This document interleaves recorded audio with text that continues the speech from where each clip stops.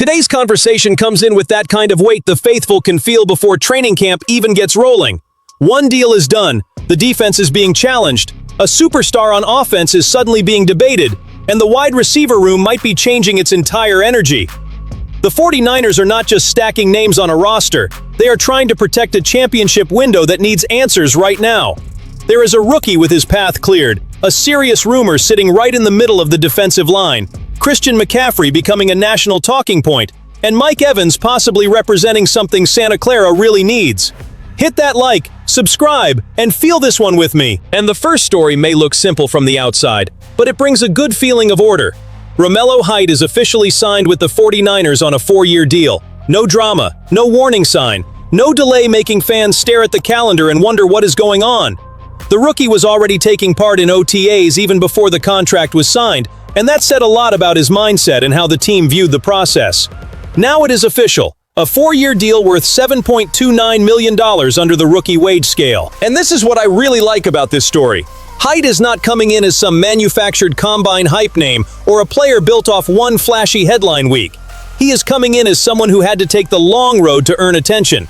He started at Auburn, went to USC in 2023, had 4 sacks in 12 games, then transferred to Georgia Tech, started 12 games again, but saw the production fall to 2.5 sacks. Some people look at that path and see instability. I look at it and see a player who never got handed the easy route. He had to keep fighting. The breakout finally came in 2025 at Texas Tech. 14 starts, 9.5 sacks, 11 tackles for loss, and one of the best pressure rates in the class. That changes the whole conversation. Because for the 49ers, Height does not need to enter the building as some instant savior. He needs to come in with a defined role. Go after the quarterback on obvious passing downs, put his hand in the dirt, fire off the ball, and play with hunger. That is the kind of detail that feels small in July and becomes huge in November. San Francisco knows better than anybody that Nick Bosa cannot be asked to carry the entire fear factor by himself. This defense needs waves. It needs fresh legs. It needs a young rusher who can play 20 snaps and make the offensive tackle feel like the drive just got longer. Height, at 25 years old, is not some raw 19-year-old still growing into his frame. He has already been through transfers, a production dip, a rebound, and the pressure of one final shot. Now comes the part that determines everything, turning college production into real NFL pressure. The deal is done, the path to camp is open, and for a franchise trying to make its defensive front scary again, this kind of piece is not just roster decoration, it is ammunition. And now the temperature rises. Because after talking about a rookie bringing energy off the edge, the next conversation goes directly to the heart of the defense. The name is Daron Payne. And when a defender with that size and physical style gets connected to the exact need the 49ers have, you do not just scroll past it. You stop, you look again, and you ask the real question. Would this make sense for a franchise trying to put fear back in the trenches? Payne still belongs to the Commanders. That is where this starts. But he is entering the final year of his contract. He carries a heavy cap number, and from what is floating around Washington, an extension does not appear to be clearly moving forward. That kind of situation can create an opening, and when there is even a small opening involving a physical defensive tackle, an experienced body, a strong run defender, and a player who can push the pocket from the middle, John Lynch has to at least be paying attention, because the uncomfortable truth is this: the 49ers defense needs that weight back. That pressure that made opposing offenses feel trapped before the snap. It is not enough to have Nick Bosa terrifying teams off the edge if the quarterback can step up in the pocket like he is walking through his own backyard. Interior pressure changes the whole shape of a play. It removes that first comfortable step. It forces the guard to lose leverage. It locks the center in place. It turns third down into survival mode. Daron Payne would be that kind of heavy presence in the middle. Not just a rotation piece, a real impact body. A player used to important snaps, short area power, double teams, run fits, and the kind of pressure that might not always become a sack, but still destroys the timing of the play. And for the 49ers, that is massive, because this defense is at its best when the whole front is connected. Bosa wins when the middle moves.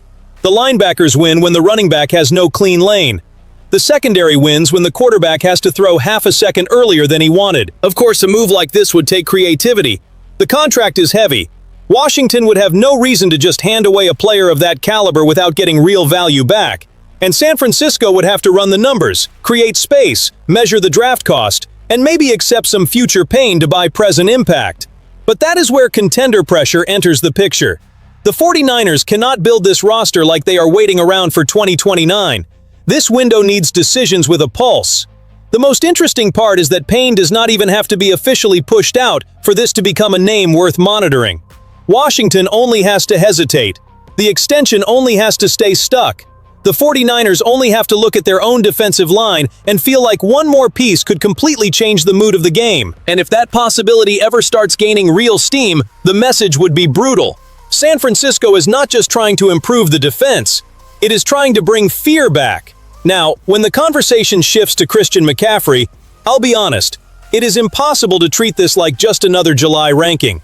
Because when executives, coaches, and scouts put McCaffrey as the fourth best running back in the NFL, behind Bijan Robinson, Jahmyr Gibbs, and Saquon Barkley, the first reaction from the fan base might be frustration. And I understand it.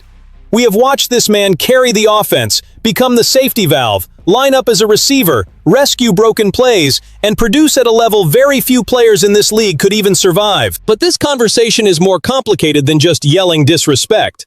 McCaffrey finished 2025 with another season over 2,000 total yards, the third time in his career he has reached that mark, which puts him in historic territory. But he needed 413 touches to get there, the highest workload in the league. That is not a small detail. That is a warning light blinking on the dashboard. His 3.9 yards per carry were his lowest in a full season since his rookie year, and the context matters. The 49ers were near the bottom of the league in rushing yards before contact. So before pointing the finger at McCaffrey, look closely at the environment around him. If the running back gets the ball and already has a defender breathing on his chest, no magic trick is going to last forever. He is still elite because of his versatility, his intelligence, his receiving ability, and his power to punish linebackers in space. But the 49ers have to stop treating this man like an unlimited resource. That is the part that really gets me. McCaffrey does not need to prove he is special. He needs support so he can still be special when January arrives. Kyle Shanahan has Jordan James and Kalen Black as names who can take some carries, steal some snaps, absorb some hits, and keep McCaffrey fresher for what he does best. Mismatches in the passing game, motion, routes against linebackers, and plays where the offense forces the defense to reveal coverage. So is fourth place disrespectful? Maybe to the fans' heart, yes. But the real debate is not whether McCaffrey still deserves respect. He absolutely does.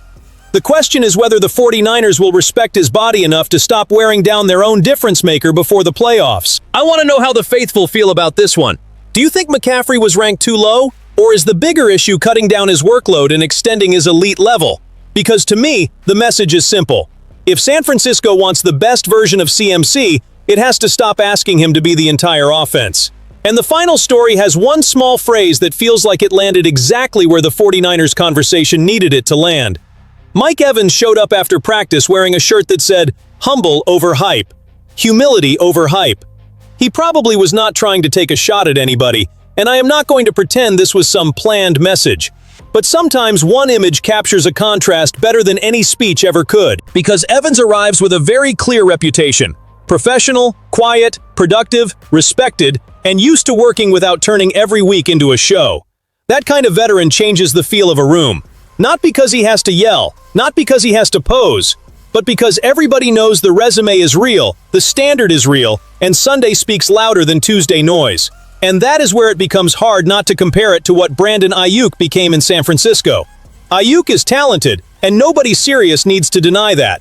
He played at a high level, he mattered to this offense, and he got a big contract because the franchise saw value in him.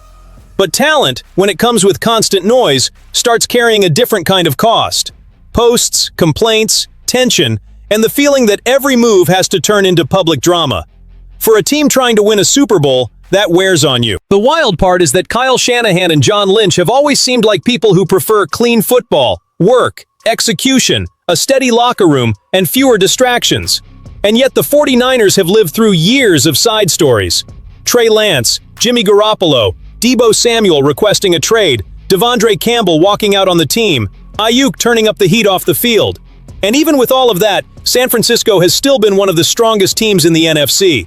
So imagine what this roster could look like when the conversation becomes only football again. That is why Mike Evans fits this moment so well. He does not need to arrive and become a daily headline. He needs to arrive and be an adult in the room, a reliable target, a Hall of Fame presence, a guy who understands routes, details, preparation, and big games. A wide receiver room does not live on explosiveness alone. It lives on standards. It lives on example. It lives on players who make the quarterback trust the right spot at the right time.